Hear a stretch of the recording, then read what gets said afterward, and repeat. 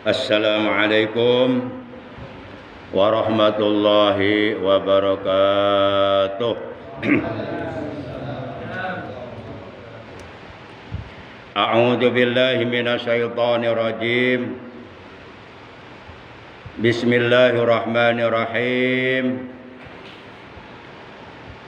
Alhamdulillahi dzil jalali wal ikram. Alladzi hadana ilal imani wal islam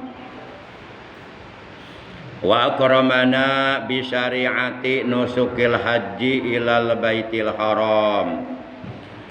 Asyhadu an la ilaha illallah al malikul quddus salam wa asyhadu anna sayyidana Muhammadan abduhu wa rasuluh al-mab'usu ila jami'il anam syahadatan tunjina min azabi jahannam. Allahumma salli wa sallim wa barik ala khairi khalqillahi bil jismi wal maqam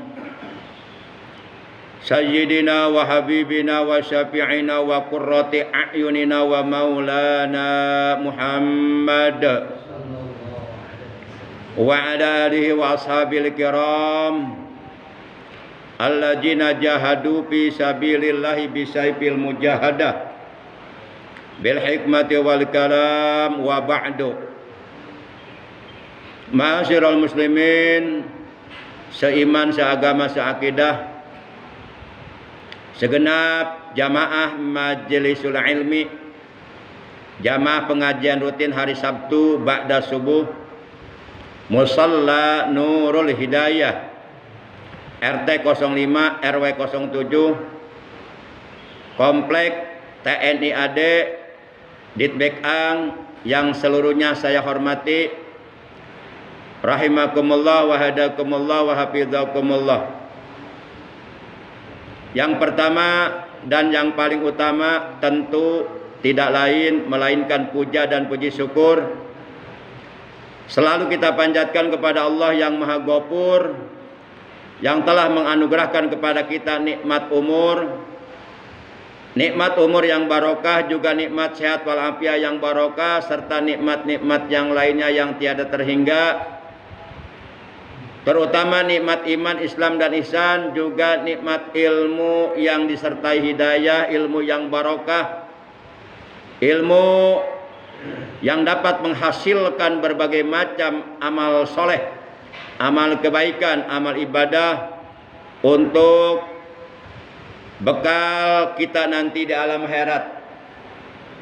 Sehingga alhamdulillah dengan barokah sababiyah berbagai macam nikmat yang telah Allah anugerahkan kepada kita pada hari ini, memasuki hari ke-15 di bulan Zulhijjah tahun 1445 Hijriah, bertepatan dengan hari ke-22 di bulan Juni 2024, dengan pertolongan Allah dan dengan berbagai macam nikmat yang Allah anugerahkan kepada kita. Pada hari ini kita dapat kembali bersilaturahim, bermuajahah, duduk berkumpul bersama-sama di Musholla Nur Hidayah yang kita cintai ini, di majlis ilmu yang dimuliakan oleh Allah. Semata-mata kita niat di dalam hati kita masing-masing menjalankan perintah Allah dan Rasulnya, mentaati perintah Allah dan Rasulnya, mengharap ridho Allah. Mudah-mudahan dosa-dosa kita yang pernah kita lakukan di masa-masa lalu oleh Allah dihapus, diampuni, dan kita oleh Allah diberikan tambahan ilmu yang barokah, ilmu yang disertai hidayah, ilmu yang bermanfaat, ilmu yang dapat menghantarkan kita untuk bisa meraih ridhonya Allah, dan ilmu yang dapat menghantarkan kita menuju surganya Allah Subhanahu wa ta'ala. Amin ya Allah ya Rabbal Alamin. Salawat teriring salam semoga tetap dilimpahkan selalu atas kekasihnya Allah yang paling dicintai oleh Allah, yang memiliki akhlak yang sangat agung, akhlak yang sangat mulia, yang apabila kita mampu mencontoh akhlaknya, meniru akhlaknya, mengikuti akhlaknya, maka niscaya kita akan memperoleh kemuliaan, kebahagiaan, keselamatan, keberkahan dunia dan akhirat.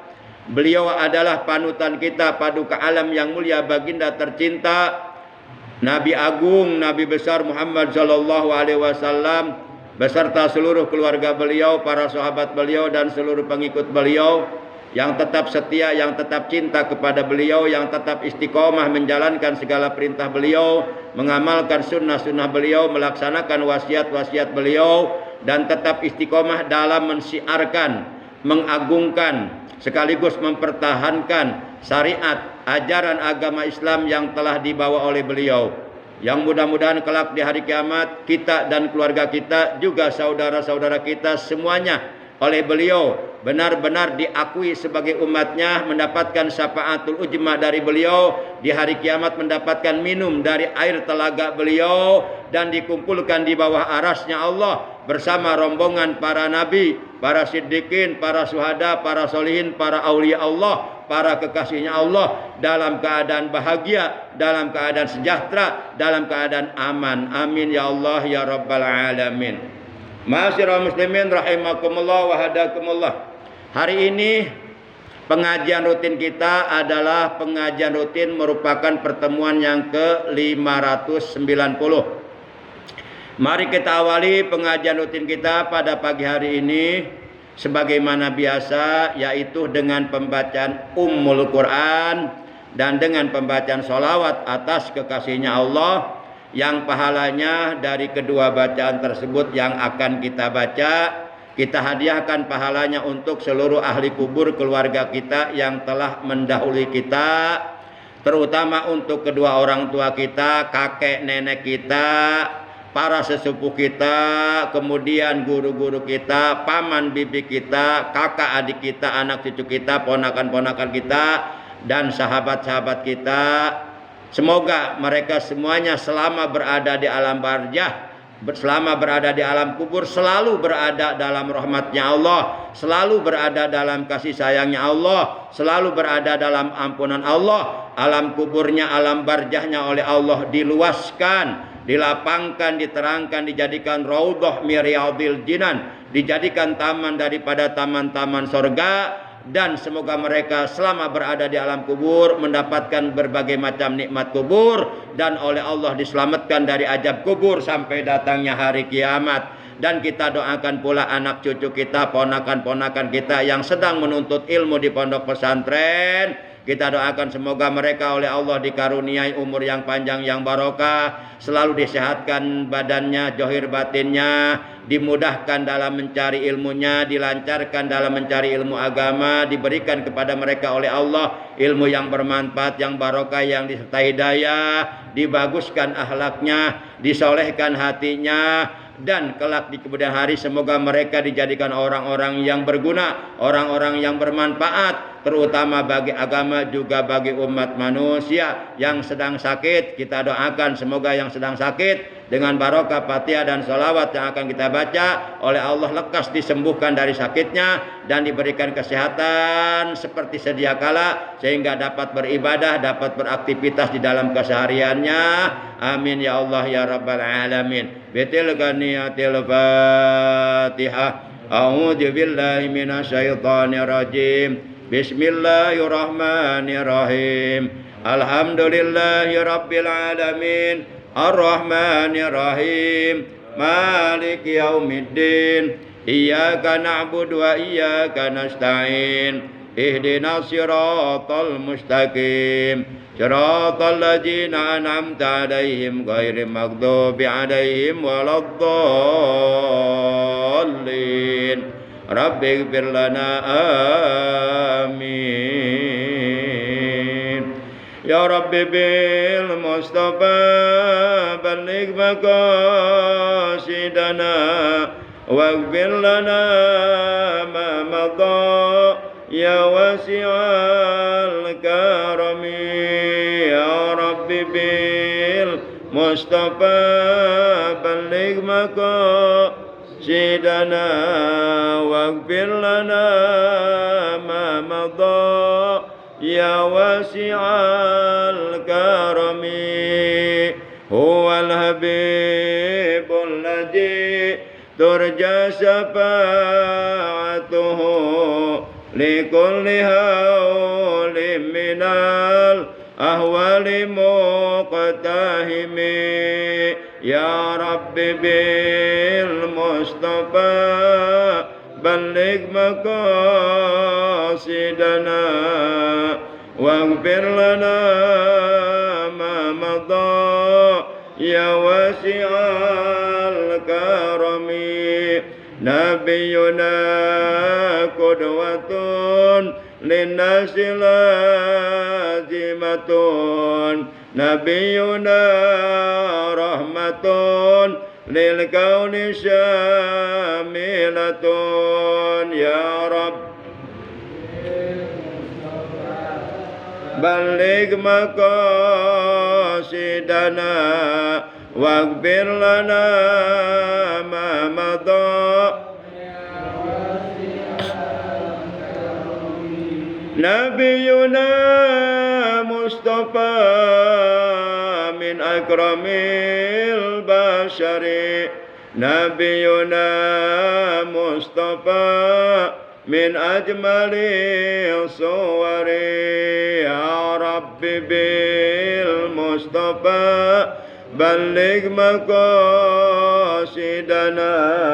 واغفر لنا ما مضى يا واسع الكرم اللهم صل وسلم وبارك عليه وعلى آله وصحبه. Ma'asyiral muslimin rahimakumullah wa hadakumullah wa hafizakumullah. Insyaallah pada kesempatan taklim kita pagi hari ini Al-Fakir ingin menyampaikan materi taklim tentang 3 macam amalan yang apabila kita mampu mengamalkannya, merealisasikannya di dalam kehidupan kita sehari-hari, maka seluruh dosa-dosa yang pernah kita lakukan oleh Allah akan dihapus bersih, akan diampuni, akan dilebur, dan derajat kita oleh Allah akan diangkat dengan beberapa derajat ke derajat yang mulia, ke derajat yang terpuji. Adapun 3 amalan tersebut, yang pertama adalah isbagul wudu alal makarih. Itu yang pertama. Nanti kita bahas satu persatu.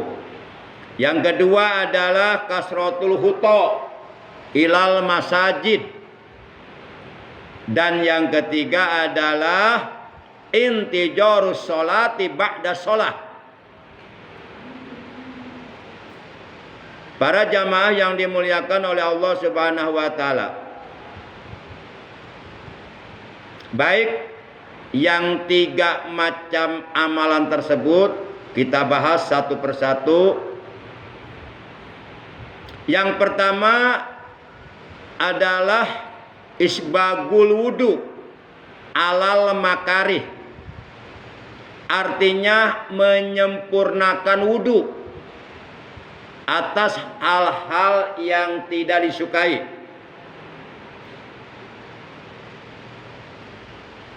Setiap kita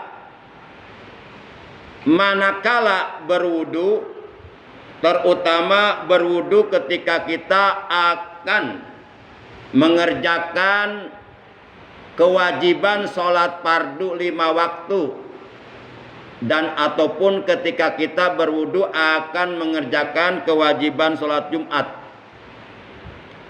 Intinya setiap kali kita berwudu, hendaklah kita berusaha semaksimal mungkin, seoptimal mungkin agar kita berwudu dengan sempurna.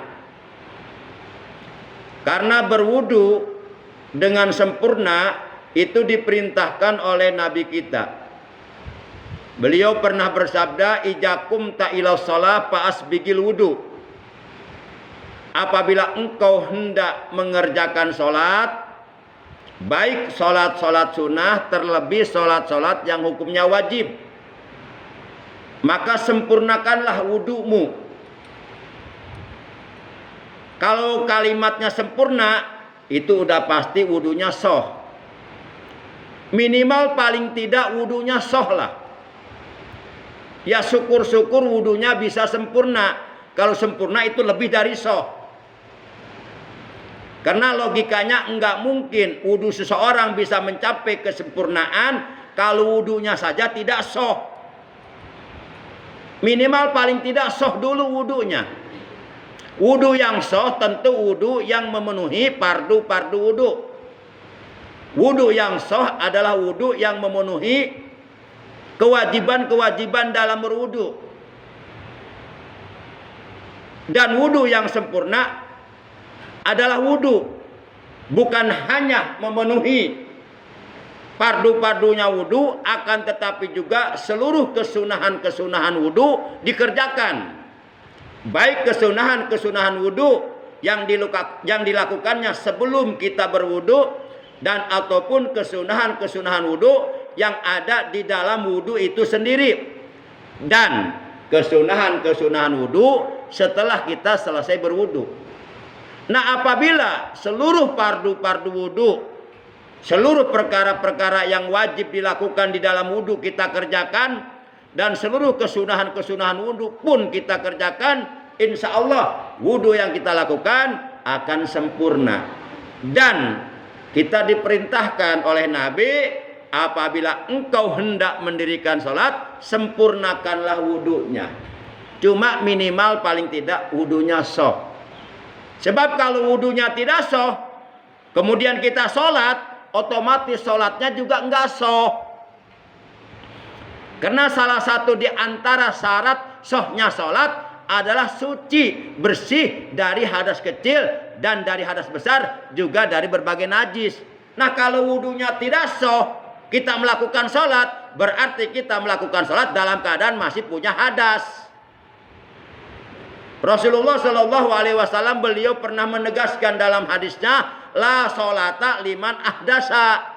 Tidak sah sholat bagi orang yang mempunyai hadas. Kalau seseorang masih mempunyai hadas kecil melakukan sholat, itu sholatnya tidak sah. Tapi kalau seseorang melakukan sholat dalam keadaan mempunyai hadas besar, melakukan sholat dalam keadaan mempunyai hadas besar, itu bukan hanya sholatnya tidak sah, sholatnya haram, dosa mengerjakan sholatnya. Para jamaah yang dimuliakan oleh Allah Subhanahu wa Ta'ala. Nah, amalan yang pertama, yang apabila kita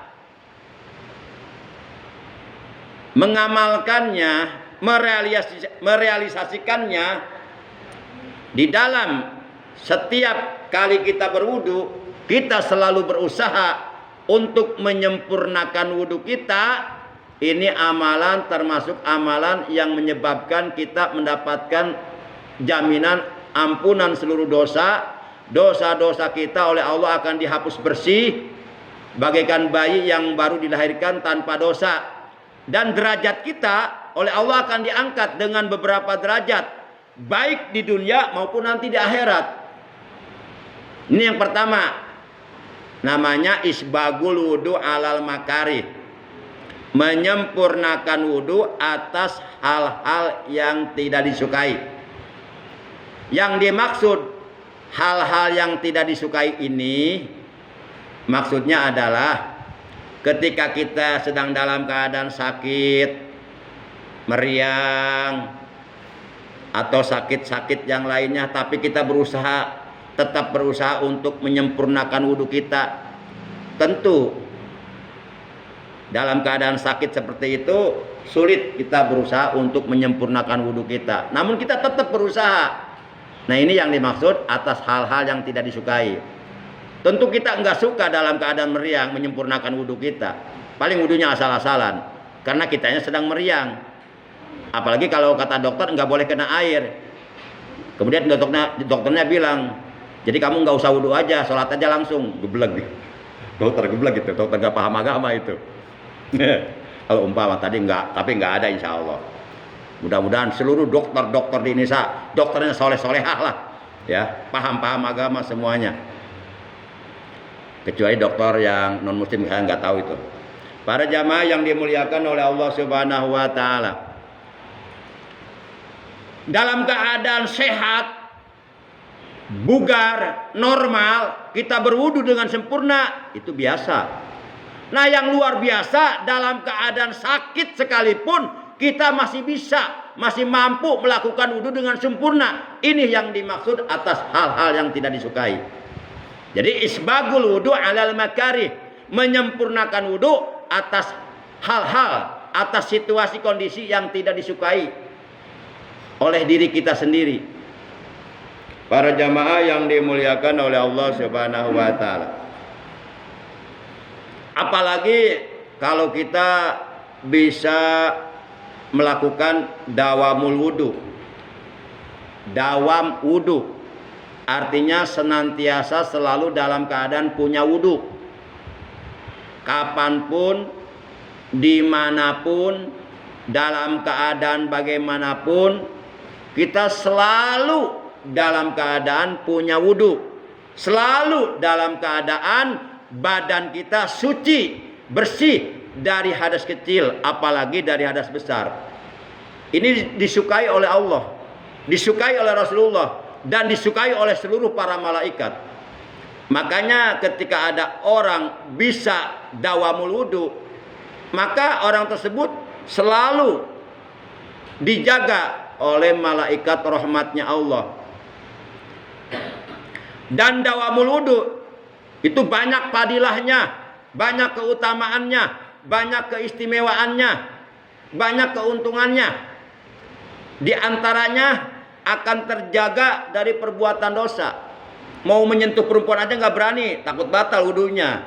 Itu contoh yang kecil lah. Itu menyentuh perempuan aja nggak berani. Dan selalu dijaga oleh malaikat rahmat. Pokoknya banyak keistimewaan berwudu, termasuk ketika sakaratul maut akan diringankan, dicabut nyawanya. Jadi dalam situasi kondisi apapun kita punya wudu. Ini yang emang sulit, nggak semua orang bisa melakukan ini. Apalagi kalau orangnya punya penyakit beser kentut, duh repot dah. Bentar-bentar kentut, bentar-bentar kentut. Pengen dawam wudu, waduh repot banget. Wudu, baru selesai wudu kentut, wudu lagi. Selesai wudu kentut lagi, terus susah. Boro-boro yang punya penyakit beser wudu, yang normal saja banyak yang tidak mampu melakukan dawamul wudu. Apalagi yang beser kentut. Nah, kalau yang beser kentut tidak mampu melakukan dawamul wudu, wajar. Ini yang normal masih juga seperti yang beser kentut, tidak mampu. Ini kan sangat disayangkan. Para jamaah yang dimuliakan oleh Allah Subhanahu wa taala. Nah, ini yang pertama. Namanya isbagul wudu alal makarih. Menyempurnakan wudu atas hal-hal yang tidak disukai. Ini adalah da'bus sholihin. Ini adalah kebiasaannya orang-orang soleh. Kebiasaannya para nabi. Kebiasaannya para rasul, kebiasaannya para aulia Allah, kebiasaannya para ulama. Mereka senantiasa menyempurnakan wudu mereka. Jadi menyempurnakan wudu jangan dianggap sepele. Orang yang wudunya sempurna itu tentu jauh lebih afdal daripada orang yang wudunya tidak sempurna. Namanya juga sempurna. Kemudian selanjutnya para jamaah rahimakumullah wa hadakumullah wa hafizakumullah, amalan yang kedua namanya kasratul huto ilal masajid. Kasratul huto ilal masajid artinya memperbanyak langkah kaki maksudnya, memperbanyak langkah menuju masjid-masjid Allah. Jadi kita harus sering, harus suka memperbanyak langkah menuju masjid-masjid Allah. Dalam hadisnya, kalimatnya menggunakan jamak taksir. Alal masajid. Masajid itu jamak taksir.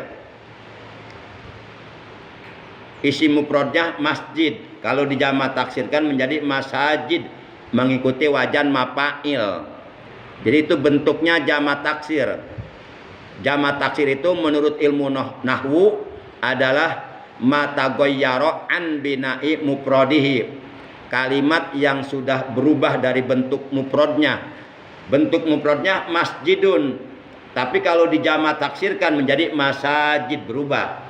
Berubah dalam dua hal. Pertama, berubah jumlah huruf.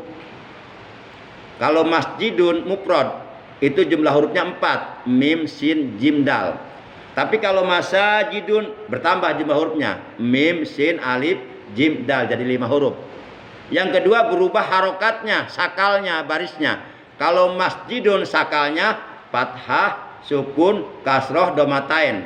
Tapi kalau masajidu sakalnya fathah, fathah, kasroh, doma. Nah itu yang disebut jamak taksir. Mataghayyara an bina'i mufradihi, kalimat yang sudah berubah dari bentuk mufradnya. Bentuk mufrad itu bentuk menunjukkan makna satu. Kalau jamak itu banyak.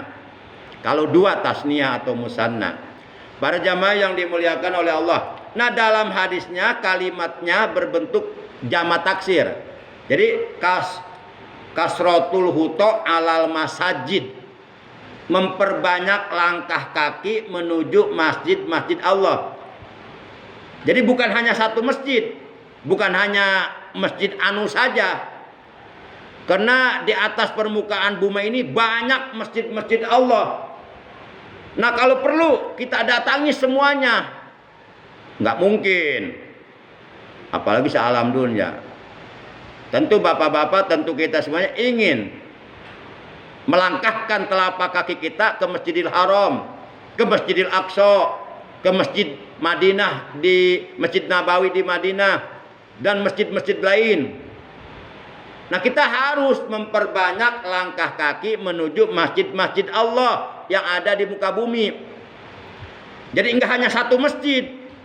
Artinya apa? Artinya kita boleh melakukan sholat di masjid manapun. Yang penting berjamaah. Para jamaah yang dimuliakan oleh Allah Subhanahu wa taala.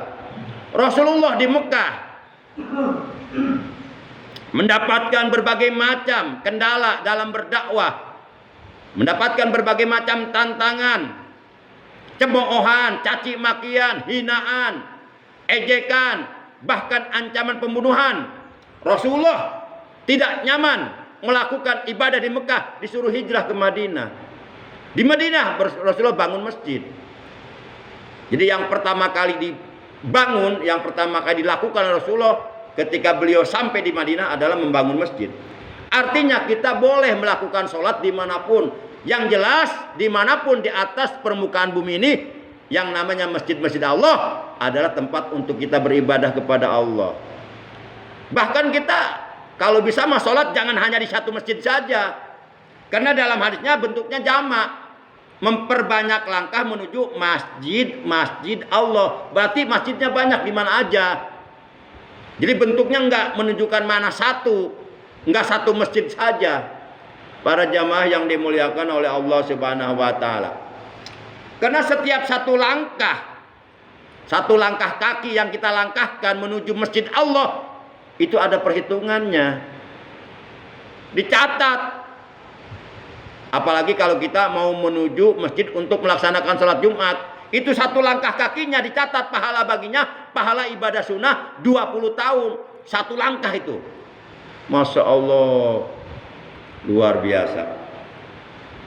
Para jamaah yang dimuliakan oleh Allah Subhanahu wa taala. Nah itu yang kedua. Kasratul huta ilal masajid.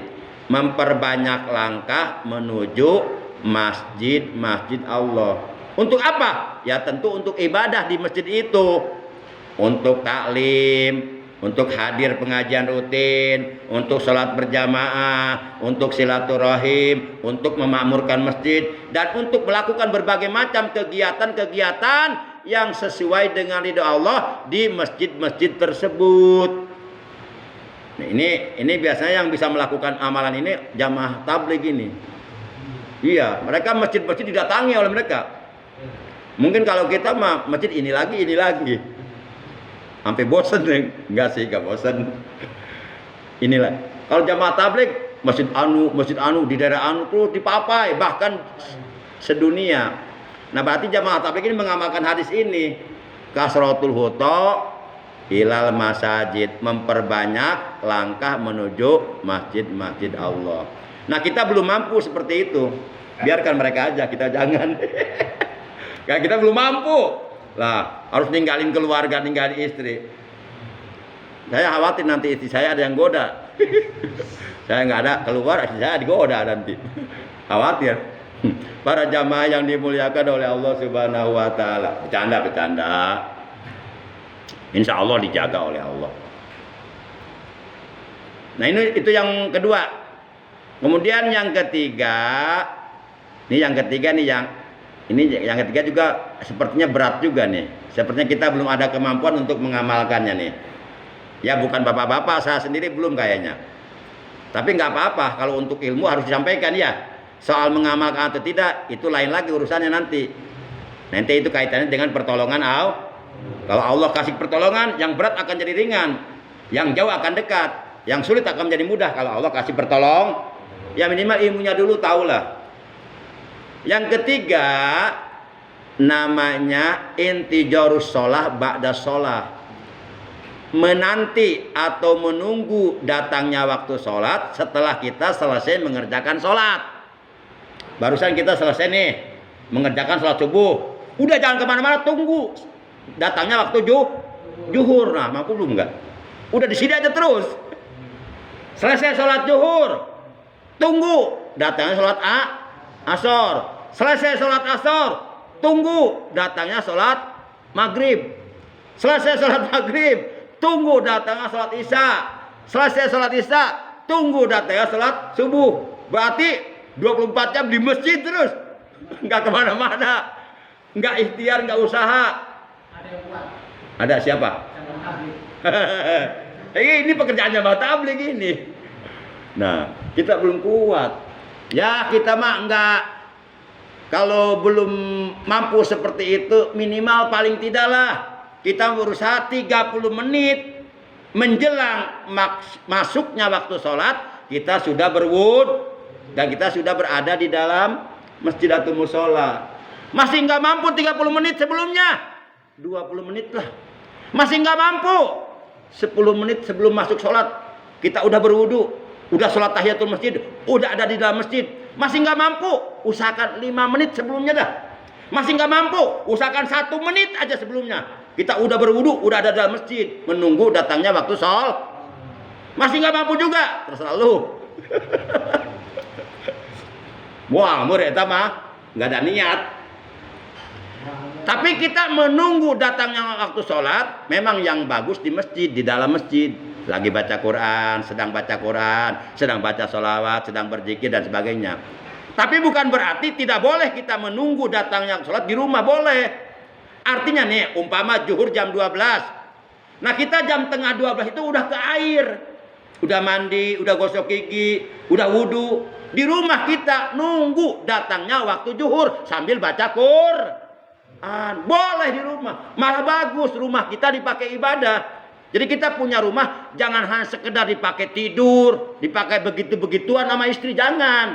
Dipakai nonton TV, pakai rumah kita untuk beribadah, untuk baca Quran. Bahkan kata Nabi, nawiru buyutakum bitilawatil Quran. Terangilah rumah-rumah kalian dengan bacaan Quran, supaya turun cahaya Allah ke rumah kita, supaya turun rahmat Allah ke rumah kita. Aksiru, perbanyaklah oleh kalian min tilawatil Quran fi buyutikum, dari bacaan Al-Quran di rumah-rumah kalian.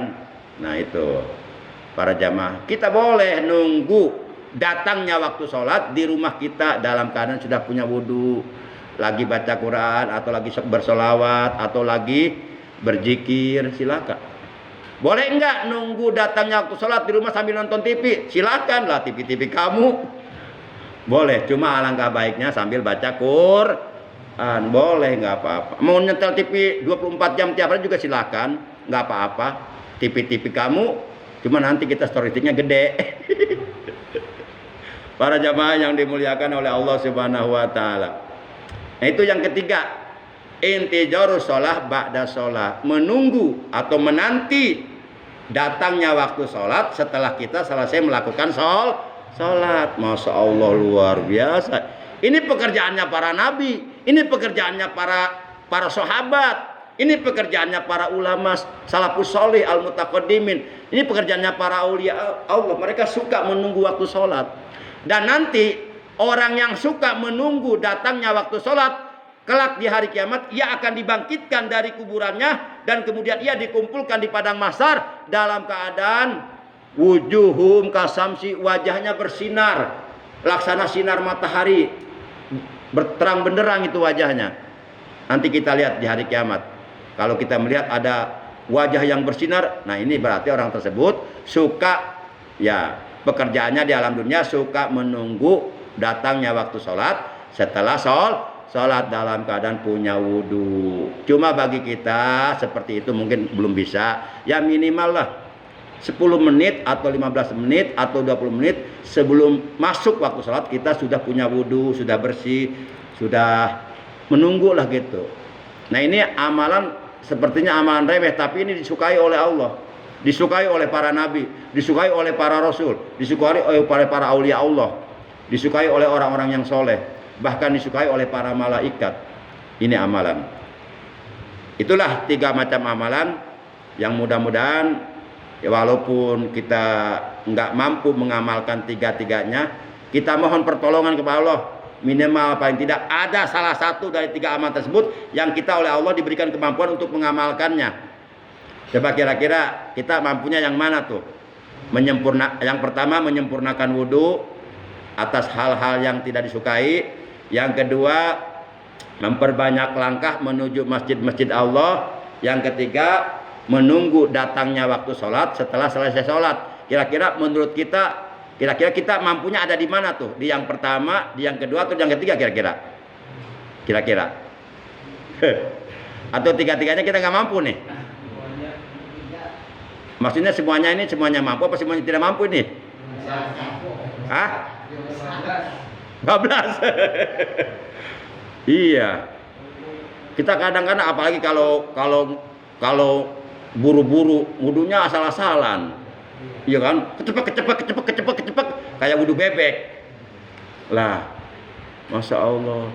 Ini wudu yang sempurna, membasuh kepala aja itu air dikepalakan, ditarik ke belakang, tarik lagi ke depan, itu sempurna. Jadi setiap helai rambut itu kena air wudhu semua, dan itu akan menjadi cahaya di hari kiamat. Gitu. Kadang-kadang kita cuma cepet udah, cuma ditempel doang gitu. Itu nggak sempurna. Kalau yang sempurna, sempurna itu. Dan itu ada keterangannya dalam kitab Fathul Mu'in. Kalau di Safina kan membasuh sedikit bagian kepala begitu. Tapi itu mendasar, belum mencapai kesempurnaan. Itu mendasar. Nah, kalau wudhu yang sempurna itu membasuh muka aja semuanya kena air rata. Bahkan kalau mencuci kedua telapak tangan ini sela-sela jari digosok-gosok. Kalau yang sempurna mah digosok-gosok. Termasuk sela-sela kaki. Kita kadang-kadang cuma diguyur doang kaki. Ya enggak disela-sela jari-jarinya. Para jamaah yang dimuliakan oleh Allah. Ya memang sih kalau secara fikih minimal paling tidak berwudulah dengan wudhu yang sah. Itu memenuhi fardu-fardunya wudhu. Tapi kalau kita ingin wudhu kita sempurna, ya seluruh kesunahan-kesunahan wudhu kita lakukan. Ya, jadi 3 amalan tersebut. Yang pertama isbagul wudhu alal makari, menyempurnakan wudhu atas hal-hal yang tidak disukai. Yang kedua, apa yang kedua masih ingat? Kasratul huto ilal masajid, memperbanyak langkah menuju masjid-masjid Allah. Yang ketiga, intijarus sholati ba'da sholat, menunggu waktu sholat setelah selesai mengerjakan sholat.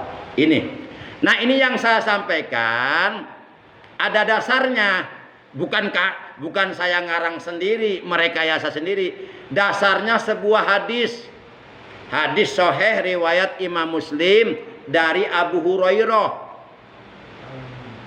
Qala Rasulullah sallallahu alaihi wasallam, telah bersabda Rasulullah sallallahu alaihi wasallam, ala adullukum ala ma yamhullahu bihil khotoya wa yarfa'u bihid darajat. Qalu bala ya Rasulullah. Qala isbagul wudu'i 'alal makarih wa kasratul huta ilal masajid wa intijarus sholati ba'da sholat. Ini hadis sahih diriwayatkan oleh Imam Muslim dari Abu Hurairah. Rasulullah sallallahu alaihi wasallam telah bersabda, kata beliau di hadapan para sahabatnya, ala adulukum ala ma yahmullahu bihil khotoya wa yarfa'u bihid darajat. Kata Rasulullah, wahai para sahabatku, maukah aku tunjukkan kepada kalian amalan yang dengan amalan tersebut dosa-dosa kalian akan dihapus oleh Allah dan derajat kalian oleh Allah akan diangkat dengan beberapa derajat. Coba, luar biasa. Ini keuntungan, dosa dihapus, derajat diangkat. Ini kan maunya kita semua. Siapa orangnya yang nggak mau dosanya dihapus oleh Allah? Siapa orangnya yang nggak mau derajatnya diangkat oleh Allah? Allah kalau sudah ngangkat derajatnya, pasti orang itu akan mulia. Walaupun satu dunia orang akan menghinakan dia, nggak bisa. Karena Allah sudah angkat derajatnya ke derajat yang mulia. Tetap mulia, walaupun satu dunia orang menghinanya, mencaci makinya, tetap mulia karena Allah yang angkat derajatnya. Begitu. Seperti Rasulullah, luar biasa caci makian, hinaan kepada Rasulullah, tapi tetap aja mulia Rasulullah. Coba, di dunia ini siapa manusia yang namanya disebut oleh umat manusia miliaran, jutaan miliar bahkan. Orang bersolawat menyebut nama beliau, orang mengumandangkan azan nama beliau sebut. Nggak ada manusia lain seperti ini, nggak ada. Hanya Rasulullah sallallahu alaihi wasallam. Coba nama kita sehari disebut sama orang berapa kali? Paling bisa dihitung. Tapi nama Rasulullah coba, masya Allah, di majlis-majlis zikir, di majlis-majlis taklim, ibu-ibu bersolawat menyebut nama Rasulullah di alam dunia ini jutaan miliar. Itu betapa alangkah mulianya beliau. Nggak ada orang semulia beliau. Namanya tiap hari, tiap saat disebut oleh umat manusia jutaan miliar. Setiap aja dikumandangkan nama beliau disebut. Bahkan bayi lahir nama beliau disebut. Orang mati nama beliau disebut dalam azan. Masya Allah, nggak ada semulia itu. Walaupun orang-orang kafir menghinanya, mencaci makinya, tetap beliau mulia karena Allah yang angkat derajatnya. Gitu. Siapa orangnya yang nggak mau diangkat derajatnya oleh Allah ke derajat yang mulia, ke derajat yang terpuji? Siapa orangnya yang nggak mau diampuni dosa-dosanya? Pasti mau. Nah, ini tiga amal ini menyebabkan kita diampuni dosa dan diangkat derajat. Ya, mudah-mudahan kita mendapatkan pertolongan Allah, bisa melakukan salah satu dari tiga perkara tersebut lah. Minimal paling tidak kayaknya yang pertama tuh agak mudah ya, menyempurnakan wudhu. Jadi wudhunya jangan asal-asalan lah. Jangan asal-asalan lah. Demikian taklim kita pagi hari ini. Kurang lebihnya Al-Fakir mohon maaf. Terima kasih atas perhatiannya, atas kehadirannya. Ya, walaupun Al-Fakir ngomongnya agak cepat, mudah-mudahan bisa dicerna, bisa ditangkap, bisa dipahami. Ya, tapi lebih dari itu jangan hanya sekedar dipahami. Alangkah baiknya diamalkan karena samratul ilmi al-amal. Buahnya ilmu adalah amal. Ilmu tidak diamalkan bagaikan pohon tidak berbuah, kurang manfaatnya. Jadi ilmu itu nggak akan mendatangkan manfaat untuk diri kita, nggak akan mendatangkan keberkahan untuk diri kita kalau ilmu itu tidak dimanfaatkan, tidak diamalkan. Demikian, mari kita tutup ta'lim kita pagi hari ini dengan ucapan hamdalah. Alhamdulillahirabbil alamin. Subhanakallahumma wa bihamdika asyhadu an la ilaha illa anta wahdaka la syarika laka astaghfiruka wa atubu ilaik. Astaghfirullah rabbal baraya. Astaghfirullah minal khataya. Astaghfirullah rabbal baraya. Astaghfirullah minal khataya. Ya Rasulullah salamun alaik ya Rabbi asyani wa daraji atfatan ya jiratal alami ya uhailal judi wal karami ya uhailal judi wal karami Rabbi pampana bi barakatihim wahdinal husna bi hurmatihim wa amitna bi tariqatihim wa mu'afatihim minal fitani wa mu'afatihim minal fitani. Rabbana zidna ilman nafi'a ma'al hidayah wal barakah.